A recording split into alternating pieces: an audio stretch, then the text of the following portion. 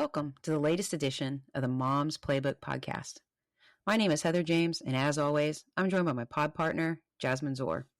In each episode, we dive into the intricacies of raising a student athlete, from managing practice schedules and travel arrangements to insider tips on recruiting. Let's jump in.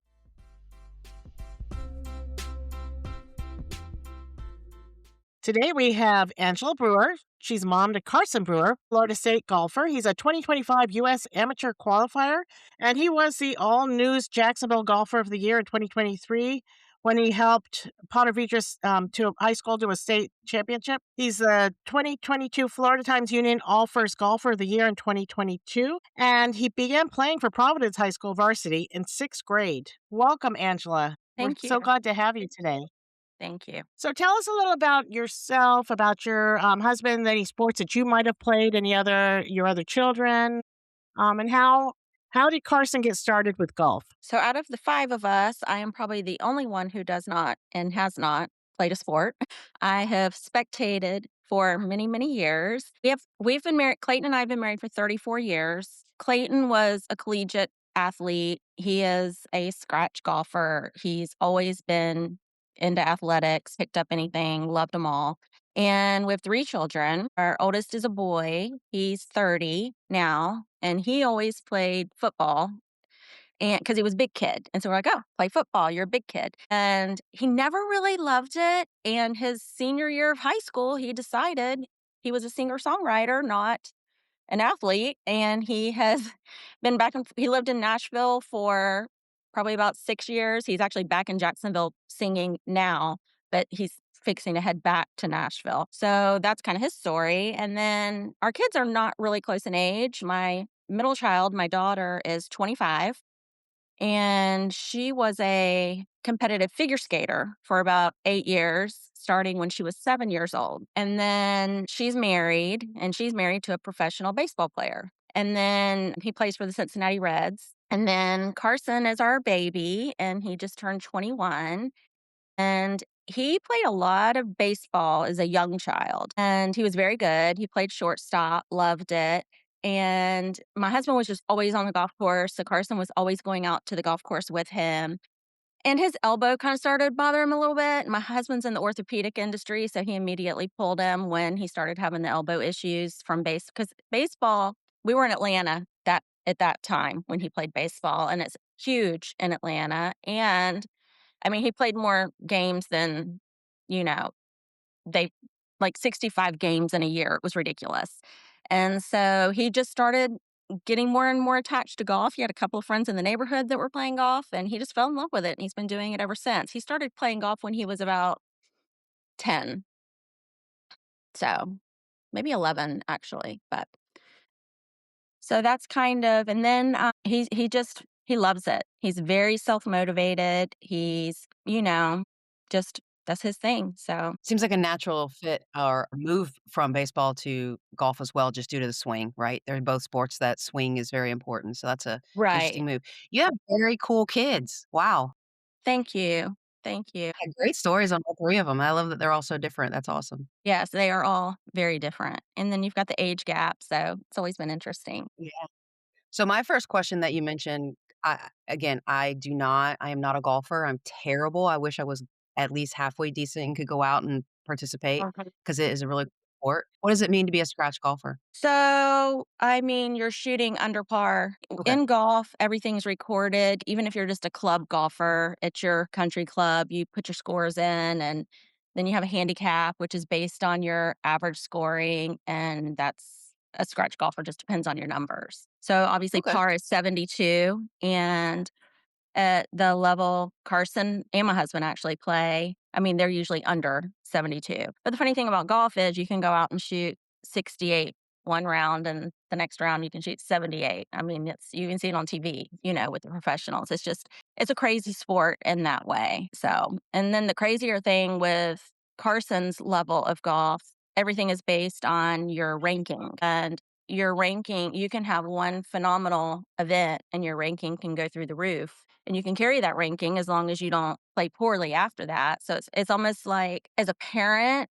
it was a very frustrating aspect of the sport for me because There are a lot of good golfers, especially in the junior realm, the college realm. I mean, everybody's good. And it was always frustrating because you can have one phenomenal event that's life changing, but then there's all these other kids. And sometimes it was my kid. Sometimes my kid was the one riding the wave. But you can have all of these other phenomenal kids that never get the recognition, never get just because they're not, top 10ing or anything like that to ever really beef up their ranking. Because even in junior golf, it's very ranking specific, which is frustrating. Like I said, just because it controls your entries into events. And then you can never really build your ranking if you're only playing in low ranked events. So you have to get into the higher ranked events to actually start building your ranking so that you can just keep being where you need to be. So, Angela, how did you handle the mental aspect of that with him? Like, what kind of conversations might you have had, and how did you handle the navigating where he went next? It's funny because my husband and I kind of had completely different roles just because we're two completely different mindsets in general. And my husband was never obsessed with rankings, never cared. I can't tell you how many times he would say, I don't want Carson to be the best 16-year-old. We're working for higher things. We want him to be the best college player, the best 21-year-old, not the best 16-year-old, because that's just kind of, you do see that a lot in golf as well. The younger boys will just skyrocket. And then all of a sudden, they'll just disappear and not even play in college. So my husband has never been obsessed about rankings, but my husband is very stressed watching Carson compete to the point that he doesn't even always go. He does go when he can, and my husband has worked on it and outgrown a lot of that and is much better than he was when he was younger. But it used to just be really hard because golf is hard and you know your kid's potential and you know how good your kid is, but it just doesn't always come out in a round of golf. And so it can be very frustrating. So my husband would always be the stressed out one on the golf course. And I don't know, I'm just very lackadaisical in that way. Honestly, when he's playing really good, I'm probably more stressed than when he's playing really bad because it's like there's 18 holes. You can play phenomenal through 15 or 16 and blow it in the last two holes. So, I mean, for me, when he's like really, really having an amazing round, that's a little more stressful. But and I learned a lot of this through my daughter's skating. Because my husband could also barely watch her skate because he would just get so nervous for him. But I think that you just have to enjoy it, and I think in most sports it's your highest highs and it's your lowest lows. And you just have to ride it out either way. And you can't live and die off of every golf round, because there's going to be another one next weekend and it just happens and it happens to everybody. It's not, I mean, of course you will have kids every once in a while that they're like that kid, kind of like Tiger Woods. But for the majority, it's not like that. So, how much do they actually practice? Like, when you're 10 years old, how many days are you practicing? How many rounds of golf are you playing? So when Carson was younger, when we moved back to Jacksonville is when he kind of made the turn he actually started golf in Atlanta, but we were only there for probably another year. And then we moved back to Jacksonville. And Carson went out to a golf academy every day after school his name was Justin Raganetti. He still does it out of the yards in Ponte Vedra. And so, I mean, we would, leave school, go there. And Providence, where Carson went to school pre-COVID, was very, very good to us. That I think it was 2 days a week. They let him out of school at like 1:15, and then, of course, Wednesdays, we always got out around 1:15 anyway. So, like 3 days out of the five, he was able to get out of school early enough to get a little jump start on his practice. But I mean, they practice. I don't know if my kids' sports. You practiced every day. Skating was always the same way with my daughter, and so there are no days off answer that question. And then he would play rounds on the weekends, like with friends or his dad, and then back to the academy after school Monday through Friday. And I mean, I mean, practices every day. I mean, every once in a while, obviously for vacation or things like that, he'll take a week off. But when he was younger, we would have to actually make him take time off because he would just want to grind all the time, even if it was like in a bad spot. Like, you really don't need to be grinding. We got to fix this. He would just want to practice every day. So he was very self-motivated in that way. When you are getting into when he decided golf was his gonna be his focus, how did Mhm. you learn the system? Obviously, golf is very different than football, where they're going and they're playing in a youth league, or baseball, where they're Mhm. joining a team and they're traveling for that. How did you guys learn the system for golf to get him where he is and help him get where he is? So a lot of it you learn from friends and other people doing it. And being in Florida for golf, we were actually very fortunate compared to other states in the country because golf is really big in Florida, Texas, and California. That's kind of your big hot pockets for junior golf, is I guess what we're speaking of, because that's what it's called where he first got in. And Florida had a couple of really good junior tours. One was North Florida Junior Golf, and it's kind of where everybody in this area anyway starts. And then there was Hurricane Golf. I don't even know. I never hear about Hurricane anymore, so I don't. I'm assuming they're still out there. And then there was the Florida Junior Tour, FJT. You kind of went from North Florida Junior Golf to Florida Junior Tour was kind of your next step.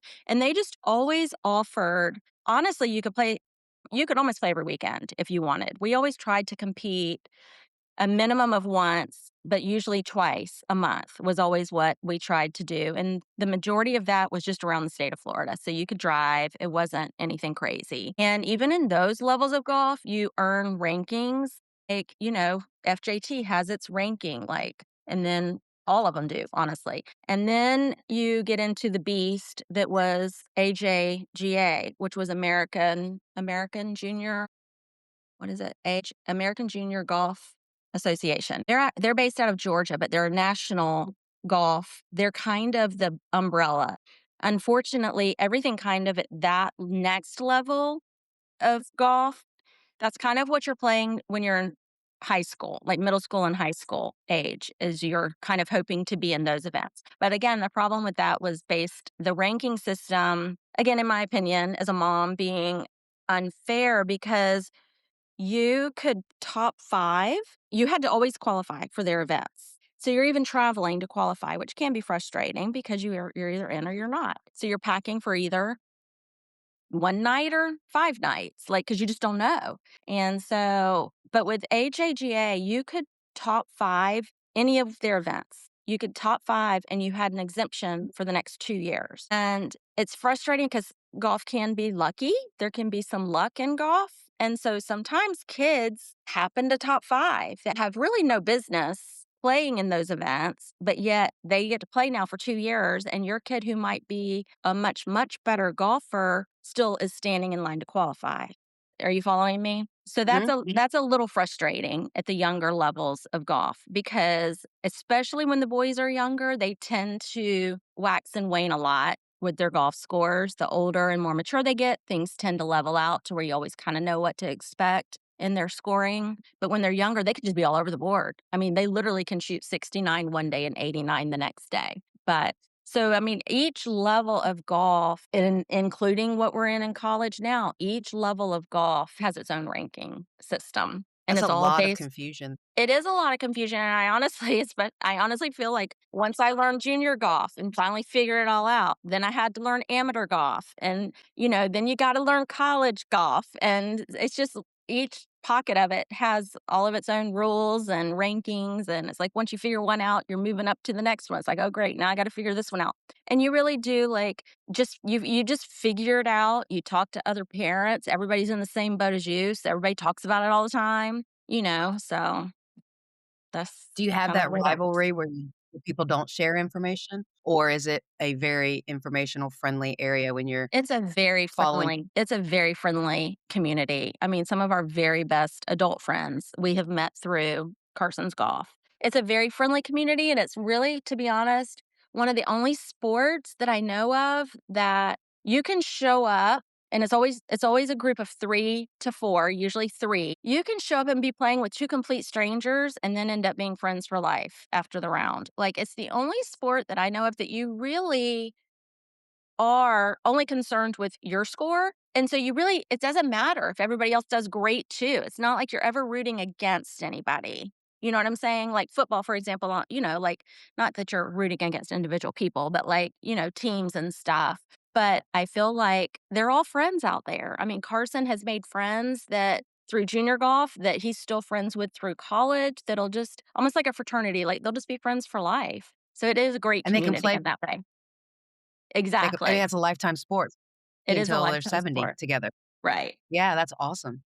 So, Yeah. what's more important, junior golf or high school golf? High I think I school know the golf. answer, but Yes, high school golf, it's a dud. It's literally means absolutely nothing. It's the only part of golf that rankings don't count other than for your high school team. They all do it, to be honest, just for the fun of it. It's fun. It gives you that team camaraderie that you don't get a lot in golf. And their friends are all playing it. Of course, where we live here, I mean, Ponte Vedra Sawgrass area is just huge for golf in general of all ages, and so it's also huge for junior golf.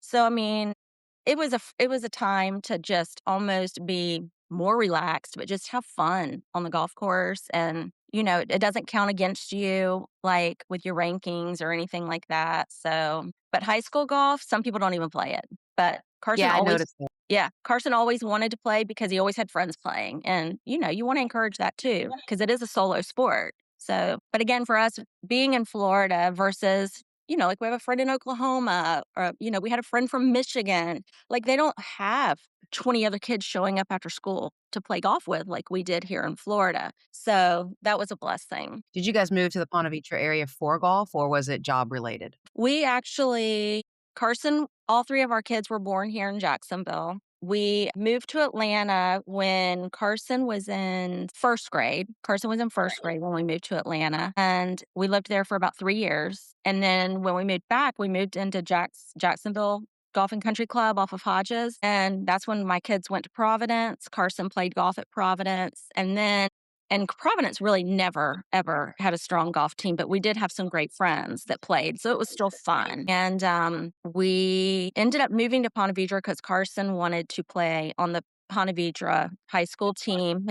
I guess it was his sophomore, junior, and senior year. He played all 3 years out there, and that's why we moved because you have to live in the district. Because he actually let me back up a little bit. When COVID hit and Providence sent all the kids home, like my daughter graduated high school from Providence, but Carson was in ninth grade when COVID hit and absolutely fell in love with virtual school for obvious reasons. He's a boy. He saw the extra play time, practice time. He's like, this is the best thing I've ever seen. Why do I want to go back to school? And so he didn't. He ended up doing Florida Virtual, which opened up a lot of windows for us because at that point we were in the AJGA system and there's a lot of travel with their events because they're not all in Florida. And so a lot of times kids that go to normal school, like public school specifically, because public schools are never going to work with you as much as a private school, but even private schools can get super sticky about missing too many days. And so he fell in love with it, and it opened up a lot of windows for him because we didn't have to say no to tournaments because we could do school on the road versus, some kids are like, oh, I can't miss that many days. I've already missed this many days. So I'm going to have to pick this one or that one. Where we really were able to just anything he got invited in, we tried to get him there. And was it pretty seamless to transfer the credits and what have you into college? Like, it's pretty seamless process, right? Yes, it To get was. from Florida Virtual School into college? Yes. And another thing I found very interesting about that was when we were sitting actually in the Florida State office, academic office on our visit, we realized that they didn't even care. You can graduate, I can't remember now, it's been a couple of years. Is it 18 credits or 20? Is it 24 or 26 credits? I can't remember. 18 and 24. Okay. And when we were sitting there, they said something about the 18 credits and that they literally, long story short, they throw away the electives. They only care about the 18 credits. They're like, we literally throw them in the garbage. We do not care. I'm like, so you're saying he does not have to do these electives? Because as boys, it's so hard to find the electives that they even enjoy. And so, yeah, he ended up doing the 18 credit and it was seamless going from homeschooling into now maybe because it was Florida Virtual because, that's much more documented than if you were doing your own co-op or homeschool program at home. But I was impressed with Florida Virtual, to be honest. I felt like Carson had more communication, and I loved Providence. Don't get me wrong, we had great experience at Providence. But I felt like Carson had more communication with his teachers doing Florida Virtual than he did actually being in physical school, where you're standing in line with 20 other kids trying to get help, and you stay after school and they don't even get to you to help you because they're so busy and so many kids. But it was a great experience. I even tried to talk him out of it senior year. I tried to talk him out of it because I was like, we're not going to do a graduation. Like, as a mom, I'd had so much fun with my other two kids' graduations. It was so sad to me when graduation came around, and it's like so sad. Thankfully, we did have golf and all the hoopla with going to Florida State and everything that helped a little bit. But he was like, no, I don't want to go to school. Because at that point, we were in Ponte Vedra. He could have just gone to Ponte Vedra High School where a lot of his friends went. He was like, I love this. I want to do this. I was like, okay. So I'm a former Florida virtual school teacher. So I totally, everything that you're saying. Well, why didn't he get a graduation? Was he full time or was he? I He mean, he was wasn't. Was he enrolled? Go ahead. I'm So sorry. his he did flex. Is that what it's called? I don't know if it's still called Yes. that. So Yeah, he it did is. flex where he could do it. He could do it all in one day if he wanted, or like, Mhm. didn't have to be online at a specific time each day. So he did the flex program. So, When I was teaching, I'm retired now. I do something completely different. But I had a lot of golfers for the exact reason that you just said. mhm, Golfers would come in, they would generally do all of their work, all of their classes Monday, Tuesday, and then yeah. Wednesday to Sunday, they were gone at tournaments, they were training, whatever. But I had tons of golfers for that exact reason. So that's interesting. I didn't know yours went to Florida Virtual. That's crazy. Mhm.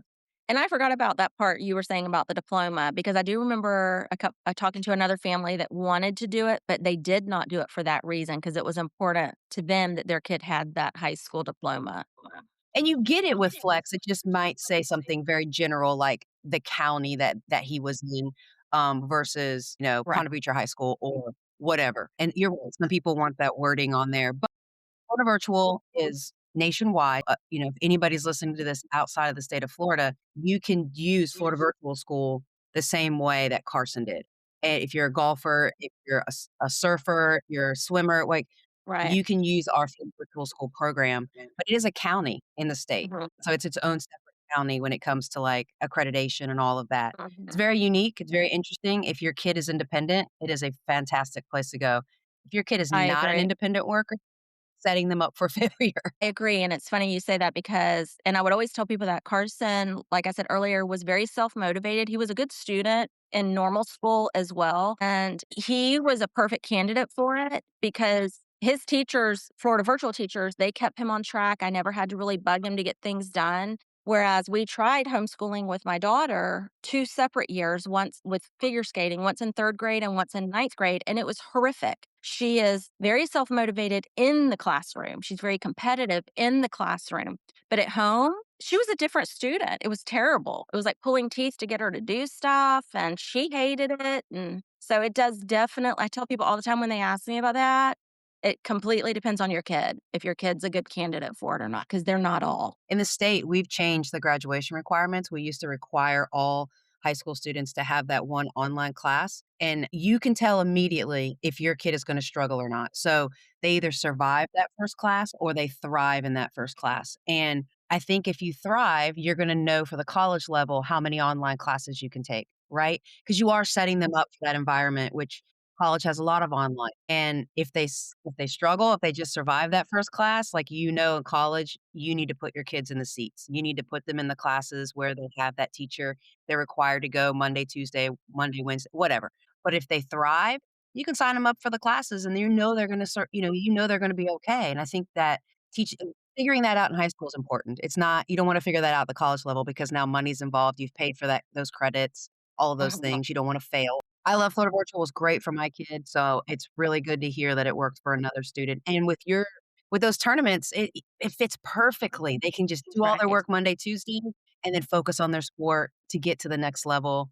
That's cool, that's very cool. And getting to the next level, what was the process and visibility to coaches in college? And So that process for us, we were very fortunate for a lot of reasons that I don't like about the ranking system. Carson, the year before recruiting could start, he or during his recruitment summer, because they can't recruit until I can't remember now, and I think it's even changed since he went through it. But they have a certain date. It used to be June 15th, and coaches of the June, and it was of their sophomore summer, I think, going into their junior year, and coaches could not talk to them. They could follow them, they could walk, they could do whatever they want, but they could not speak to the kids until after June 15th of that specific year. Well, that summer, Carson got really hot. He qualified for the US Junior, which just even qualifying and getting to go is a big deal. And he ended up making it all the way to the quarterfinals, which is basically the top 8. And he was one of the youngest kids in the field.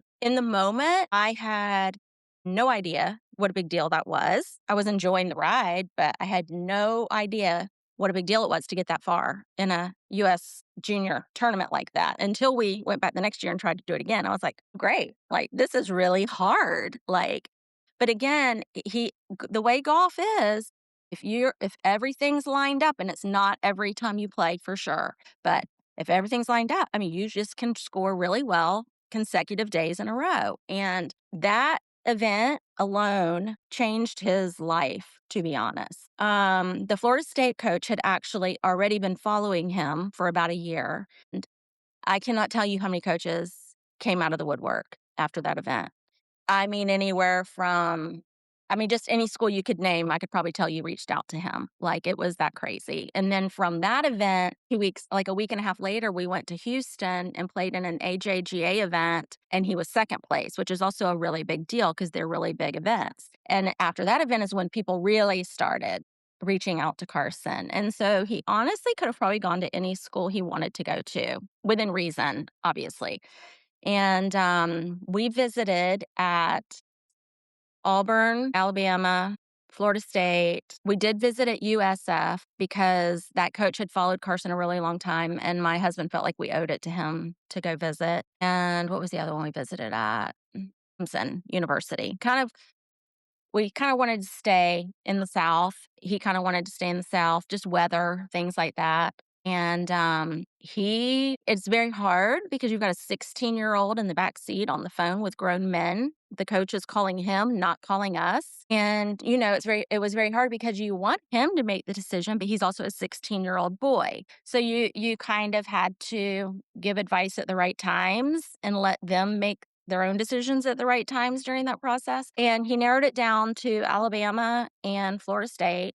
And honestly, as parents, we would have been happy with either. Florida State's obviously closer, but we adore the Alabama coach. And obviously, it's just a great facility. But he decided to go to Florida State. And he's loved it. And I'm so, so thankful that he's happy there, because that's another thing once you get in college with golf. So many times what you're promised is not what you get once you get there, or you're just, you're not playing, or you're just not good enough to play. And that happens to all of us. Carson redshirted his freshman year for that reason. Like, I think that sometimes you get there and you don't realize how strong that next level of golf is, how good everybody is. You're young and you're got a lot on your plate as a freshman to begin with. He actually ended up redshirting his freshman year, and I'm so glad he did. It was a good thing for him. And that'll give him one more year of eligibility to play if he wants to at Florida State as well. You also are that 18-year-old playing against the 22-year-old. So there's that 4-year difference that you might not have had, Absolutely. Absolutely. It's that huge. a lot of people forget about. It's big in football, just size, muscle, strength, all of that. For You've been in sure. the program, that weight training program, for 4 years. Mhm. Obviously, that man is a little bit more mature than you are as an 18-year-old. For sure. Does he still play in other tournaments outside NCAA tournaments? Is that allowed? How does Yes, that it work? is. It is allowed. If you're competing on your roster, you don't have time during the school year, but everybody competes, like, in just normal amateur events, like over Christmas break, over the summer. But if you're on the roster during the school year, you really don't have time. Like, his freshman year, he did play in a couple just to keep competing, even though he was redshirting, so he couldn't play for Florida State because you can't even play once or you can't redshirt.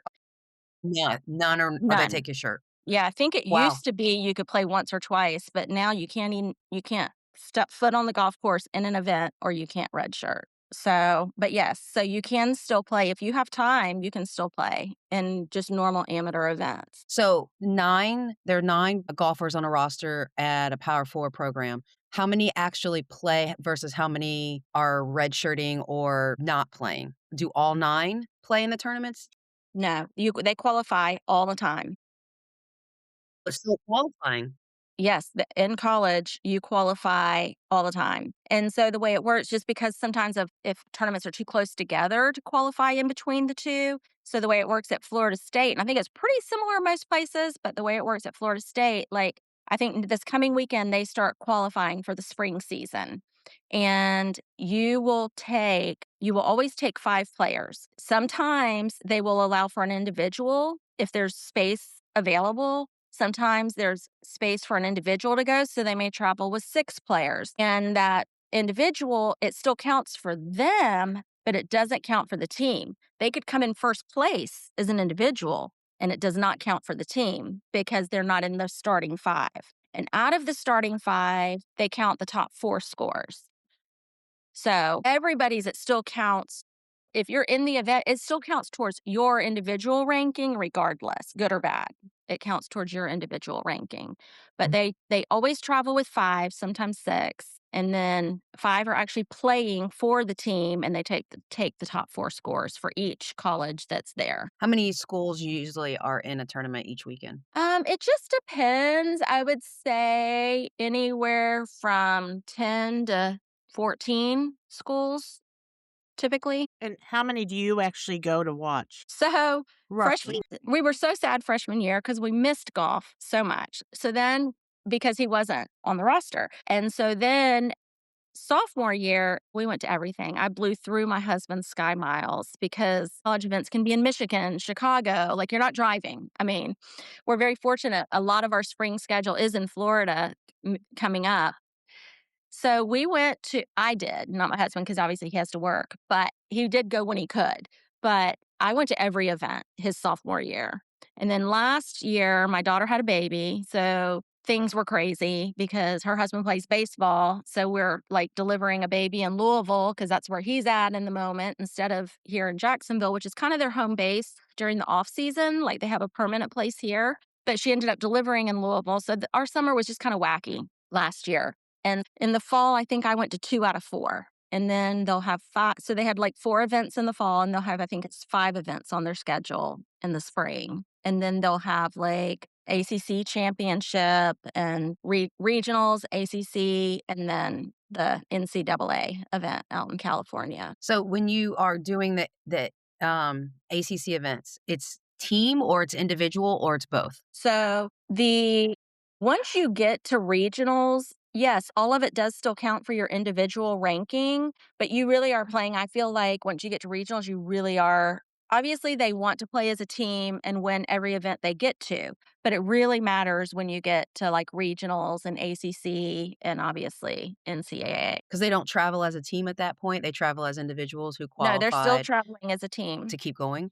Yeah, they're still traveling as a team once they get to like regionals. And we were fortunate last year, regionals was at our home course. But I mean, you could go, I mean, I had friends that play for South Carolina that had to go out to like Oregon. So, I mean, you don't find out where your regional event is until like just a few weeks before, unfortunately. But like, we already know the ACC championship this year is over in Panama City. So that'll be nice. And obviously, we know the last one will be out in California again because they have like a contract for so many years. That's so different than football, what we're used to, Jasmine. Like, that's crazy. That's a lot of travel. If they're not on the 5, yeah, if they're not on the 5 that are going to the tournament, they stay home. Oh, how did Carson handle that mentally? Because obviously he was used to playing and being the guy.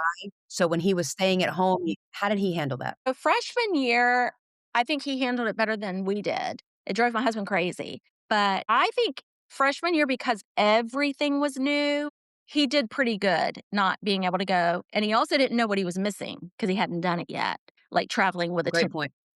And so, everything's new: school, girlfriend, the golf schedule, the workout schedule. He had so much on his plate and again, I think the biggest thing was he didn't know what he was missing. Did he hate it? Probably. But again, he didn't really know what he was missing. He has only not gone his sophomore year in the fall. He did not go to one.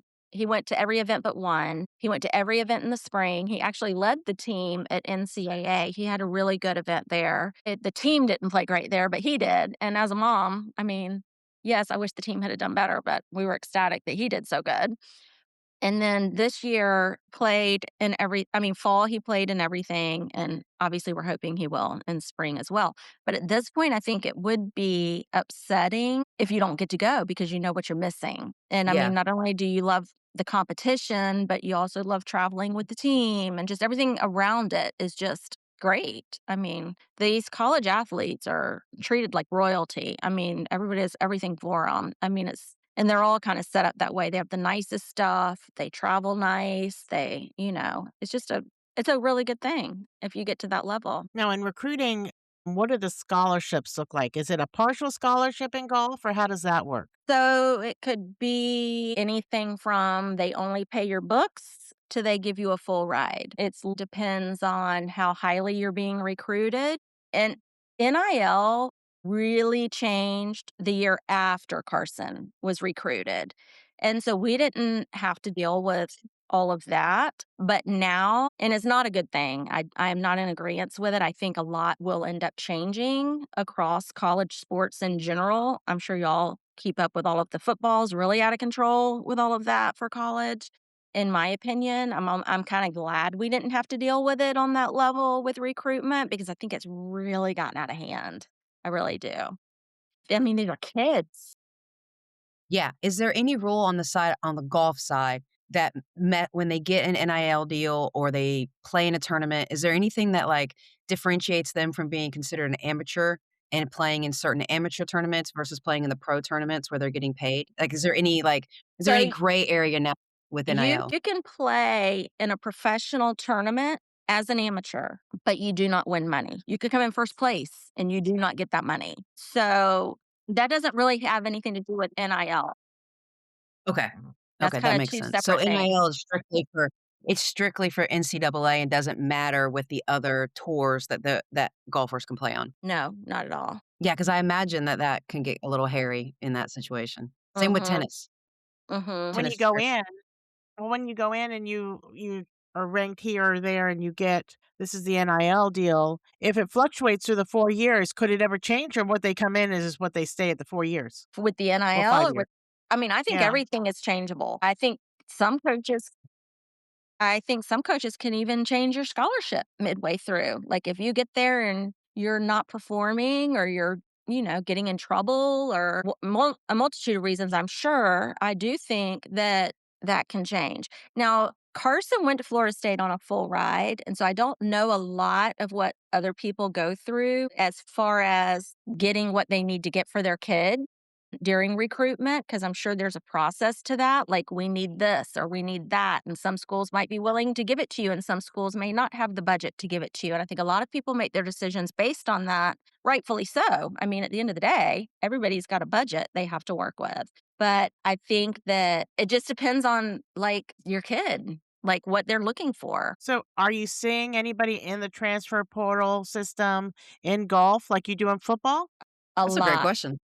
A lot. And I honestly also feel like that's not a great thing that needs some work because I feel like there's just so much movement at these I don't know, I think it's a great thing. I think the transfer portal because I do think it's a great thing. I don't think you should be stuck somewhere if you're not happy or you're not playing. But I also think, there should be a little few more rules around that as well. Like, how often can you do that? And like, how long do you before if you got into it, you had to wait so long to play. Where now they're just jumping around, like going wherever they want and playing. But I also don't have much experience with that because again, we have had many friends who did go through the transfer portal. We have a very good friend who is a very good golfer, and for whatever reason, and this is where recruitment can be very unfair, he did not get the attention he deserved, in my opinion, during recruitment. And I can say that, and he's not even my kid. And he ended up going to school out in San Antonio, Texas, because it was like an offer that he got.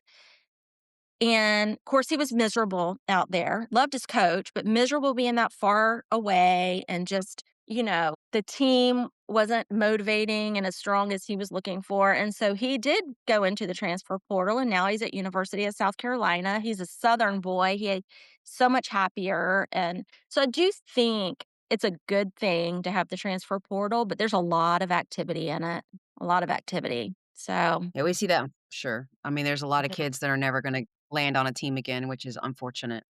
How mhm. many walk-ons are allowed? Do you have any idea at the college level for golfers? 9 on the roster. Are they all I don't know how many walk-ons are allowed. We haven't had any on our team, but I do know I've heard of kids in other schools that do that, so I don't know much about that. interesting? It's very interesting because it is all individual performance, right? So, it could be all over the place, and maybe you have a falling out, you have a bad season, and then, Mhm. I can't It's imagine your hard. money getting cut. Probably happens. I'm sure it does. I mean, I don't know. I do feel like some I hate these I mean, at the end of the day, I think it does come down to the coach, but it's also I'm sure the school has something to do with it too. I do think that some are much more loyal than others. I do feel like Florida State, our coach has been doing it for like 22, 23 years. I think if he recruits you, he's not gonna kick you out. Like, even if you get sick or you aren't Yeah. able to perform like he thought you would, I do think some coaches are much more loyal in that way than others. But at the end of the day, I mean, they all need a team that performs. How does it work when it comes to equipment? So football, you're given all of your equipment. You get to pick from, a set number of football helmets, a set number of shoulder pads. But it's not like golf where, you have your favorite brand of, putter. And how does that work? Are you guys responsible for that? Or does the university pay? Does he get sponsorships? Is that allowed? How does it work? Because I'm So in sure everybody's bag of golf clubs is Yes, everybody's got different brands that they are attracted to or that work better for them. In golf, that's actually a very good system. As a junior golfer, the majority, I hate to use the word majority, everybody that we knew, you have sponsors. Like, we have not bought golf clubs or golf shoes or golf gloves and probably since Carson was in middle school. And that follows them to it's college. incredible. It's huge. I mean, that is a huge savings because, they wear them out, things change, like, it's a constant revolving door with that equipment. So, that's been a blessing with golf. And then some people would even get which Carson had a local company that sponsored him, but some people even as junior golfers, Nike will sponsor them and they'll get Nike clothes for free. I mean, so it is a big thing. So, and it's a big savings. And they came to you or you did the legwork to get the sponsorship? They come to you, and again, it all is based on your play. They're not gonna come to the kid that came in the bottom 10 of an event consistently, but because 'cause they're out there that's the interesting thing about golf tournaments and junior golf, all of those reps for Titleist, Callaway, Ping, they're out there following these kids. They get kids on their radar, and they follow these kids in different events. The same thing with the, college coaches. They're all, like, out there walking with you, talking with you, getting to know you, and so they're seeing the players that they want to sponsor. So I'm not saying every single So junior for golfer is sponsored, but a lot are. So Florida State, clearly a Nike school. When he is playing in a tournament, I'm sure his shirt has to have that swoosh on it, but Mhm, his clubs can be correct. anything for him, or Florida State has a sponsorship where they do it? No, It can be anything? each yeah, anything. Carson's always been a Titleist kid. His roommate may be a Callaway kid. Like, it's whatever you're using. You don't have to use the same thing the whole team does. Same thing with balls? He doesn't have to use Nike balls, he can use Titleist or Callaway balls? And the school Wow, provides that's all of cool. that too. Wow. See, that's so different. That's very cool to me because you get to Mhm. pick what's best for you and feel confident because Right. you're hitting the ball you wanna hit versus what you're being forced to hit. So that's very, very cool. In football, you have to s our boys had to snap the ball that they were given, and it's not Mhm. believe it or not, balls are different. So, they didn't have a choice. I will say clothing and shoes, I don't think they get a lot of choice in the matter, but when it comes to It's actual Nike school. yes, and, like, Carson was never a Nike kid. He just always preferred other brands, but he does actually love the Nike shoes now, so What's, one piece of advice for a young golfer mom out there that either you would have changed with Carson or you would just offer her as they move forward in their journey? What would you say to her? I don't really know how to answer that. Golf It is different, and again, it goes back to me saying which a lot of sports are like this, I see it in baseball with my son-in-law too. I mean, you have your highest highs and your lowest lows in a sport, and so much with golf, sadly, is based on your performance. And you can have all the talent in the world, but if you can't put that score on the card at the end of the round, it doesn't matter if you have the most beautiful golf swing out there for that day. Like, you can be the most talented person out there, but it doesn't matter if you can't translate that onto the scorecard, because at the end of the day, it is a ranked sport based on your scorecard at the end of the day. And that's frustrating because they're kids, and sometimes they're working through things, growing through things, and sometimes swings need to change with growth and different things like that. And so when it's really good, you have to just ride it and enjoy it. And when it's really bad, you kind of plunder through it, and you know it's going to come back up, and it's a little bit of a roller coaster ride in that way. And you just can't get too emotional. You see it all the time, usually with the dads, but I have seen a few moms out there pacing and misbehaving. It's usually the dads, though, that don't do as well with it. But I mean, you just have to learn to ride the wave, and if you have a kid willing to put the work in and do their job, it's going to come back. Again, it's just some rounds are better than others. And people's eyes get really wide when you've got those good rounds. And again, back to me saying we didn't have to deal with a lot of the recruitment issues that some people have to deal with. It's just because that happened to be a really hot summer for Carson. I mean, the timing could not have been better. And we didn't get to That's control good that. advice, It's though. just how it happened. Yeah, ride the wave, hold Mhm, tight on that roller coaster. It's gonna come to an end, and the lows are gonna come back up before the end mhm. is there. So that's really good advice. I think support, through the highs and the lows is always big for me as a mom because, and even in football, you can have a good camp and a bad camp. Jasmine knows that. Our boys were at camps together almost their whole career, so and they played in the same we're all ACC moms. So, you just have those highs and lows, and it is hard to deal with. Keeping the kids level, I think, is one thing, and that comes with just support. Right. Because I do feel like I try not to get so excited when we have, like, a round of a lifetime, because I don't ever wanna make him feel like I'm only happy with you and excited for you when you're playing phenomenal. Like, I feel like sometimes he needs you more when he's playing like garbage, to where it's like I try to act the same way whether he shoots 68 or 78. I try to be the one that's just always the same, which is kinda easy for me. My personality is kinda like that anyway. I'm not super excitable or super down. I just kind of ride the wave, I guess. I hear you. That's hard.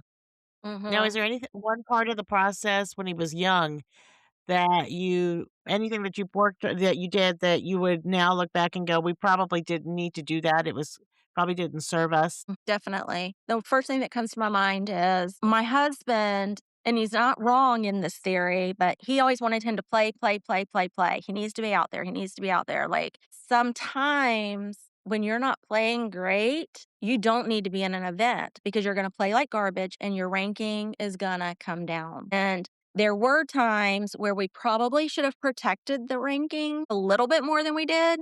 Not to the extreme that some people do. Some people will get in the top 10 and literally just not let their kid play and stuff because they don't want them to fall out of the top 10. And that drives me crazy because you do need to play. But there were probably times where we probably should have not just kept playing when it was bad and protected that ranking a little bit, because it's very hard to get that ranking up there. But again, you kind of have to find that middle ground with that. You can't be that parent that's like, oh, we're just not going there. We're not going to that event because what if he doesn't, play well and then the ranking goes down? There's some crossover to football right there because the trainer that our boys trained with would always say, "Don't go to too many camps in a row. One bad camp can ruin everything, can get the word out, that maybe you aren't the athlete that you should be." And so that kinda crosses over to what you just said. You continue Mhm, to show, you're not so great, and those college coaches are walking those courses at those tournaments with you, and they're seeing you week after week not shoot your best.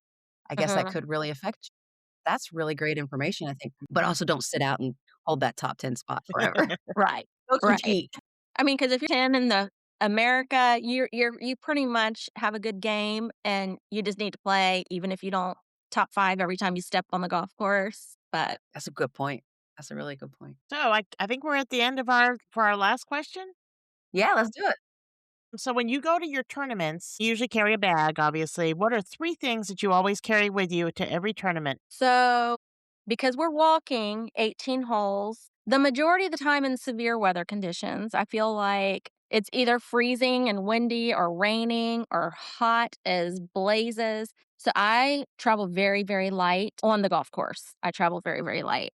I like just a lightweight fanny pack or crossbody, and I literally put it together like a puzzle because I just don't want to carry too much stuff. And I always obviously have to have my car keys, lip balm, always a protein bar or a pack of nuts or both. I mean, I literally will like put my things in like my like literally like a puzzle to make those few little things fit.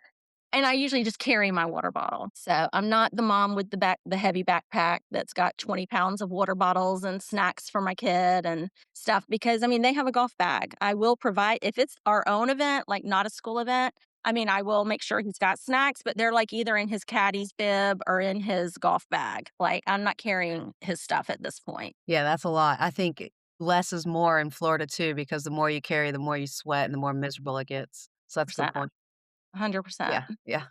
But that's just me. And Like you're I out in said, this. there's still moms out there with the big backpacks carrying everything for the whole family. And I'm just like, my husband will even be like, you got room for this? I'm like, nope, I don't. Put it in your pocket. So You're not. no rain poncho then. No, if I think it's gonna rain, we will walk with an umbrella, like, just carry it, because golf umbrellas are big, so it's like the long umbrella when it's rolled up. So or I'll tie a rain jacket around my waist, just depends on the forecast. It is tricky sometimes with weather because you sometimes start out with layers, and by the turn, you don't need the layer, so sometimes we'll run stuff back to the car if we don't need it at that point, or we'll just tie it around our waist or something like that. Yeah, that's interesting. With the number of times that moms say lip balm is crazy. It's almost Yeah, every mom. every one of them.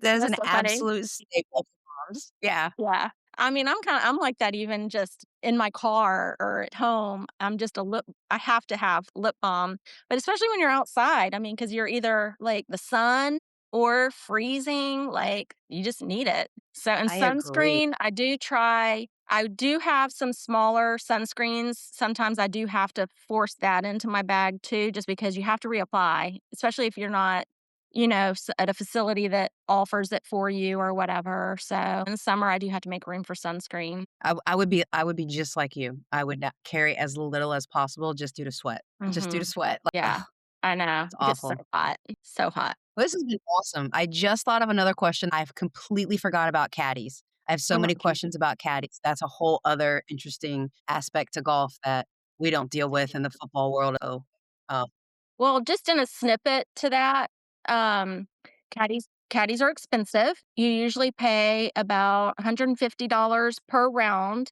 of golf. So if you're there for a 4-day event, that adds up to a lot of money oh for my that God. guy. Some events offer a caddy system, and so you reserve one of their caddies and you still pay the caddy, like up to $150. A lot of guys don't ever have a caddy because they don't wanna pay for it. My son loves a caddy because mainly he does not wanna carry his own bag. He wants somebody else to carry his bag. But the older he's gotten, he typically will get a friend to do it, and we'll still pay his friend, but we can pay his friend a lot less than Mhm. we would pay somebody else. And every once in a while, my husband will caddy for him. I'll push. We don't typically have the push cart with us, but on occasion, especially when he was younger, I would push that for him. But typically, the caddies just put it on their back and carry it on their back. Do they get one in NCAA tournaments or is that they required to And carry their bag in the NCAA? that's another thing is college, you never have a caddy. No matter which event you're at, you're carrying your own bag. You can do a push cart. The majority don't. They should because it would save on their back, but the majority do not like to use a push cart. So each player carries their own bag in every college event. That's such a dynamic that it didn't hit me until you even mentioned the word caddy that holy cow, Mhm. that's a whole other thing. Yeah. Interesting. So Yep. different, so different. I love it. This is why I love doing sports that I don't know much about because you learn so many moms are gonna learn from everything that you said, which is incredible. Thank you. Thank you for coming. I know it's probably unusual to be to be on a podcast as a mom, so thank you for You're taking the welcome. time to teach us. This has been literally the craziest year ever, probably the busiest year ever, just with all of my kids. Well, we're glad that you had the time with us. Thank you. Nice to meet you guys. You as well.